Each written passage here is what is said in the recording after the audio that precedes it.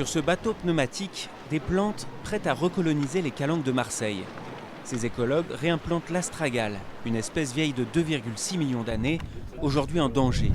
Les coupables, l'urbanisation, le piétinement des randonneurs, mais aussi nos produits ménagers qui se retrouvent dans la mer.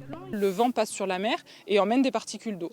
Quand dans ces particules d'eau, il y a des produits chimiques qui se développent sur les plantes, ça crée de la mortalité. Puisqu'en fait, le principe de nos produits vaisselle, par exemple, c'est de manger le gras. Et cette espèce-là, elle a la particularité d'être protégée sur ses feuilles du sel par une couche de gras. Donc quand les détergents viennent sur la feuille grignoter le gras, en fait, elle devient perméable au sel, ce qui la fragilise et donc finit par la faire mourir. En tout, 3000 pots d'astragale élevés en pépinière sont replantés dans le massif. Ces plants ont 7 mois et il leur faudra au moins 5 ans pour donner leurs premières fleurs. Une opération délicate menée conjointement par le parc, la ville et l'Agence régionale de protection de l'environnement.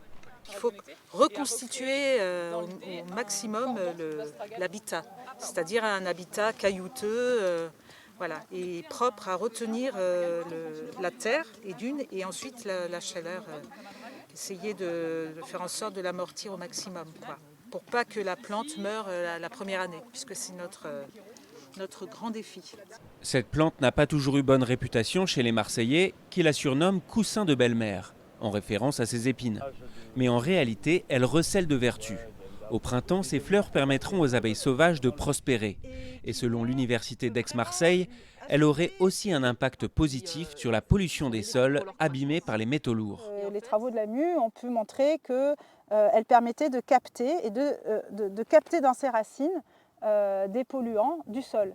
Donc on va dire qu'elle rend un service par sa physiologie, par sa biologie, sa nature. Elle n'est pas gênée par ces polluants-là.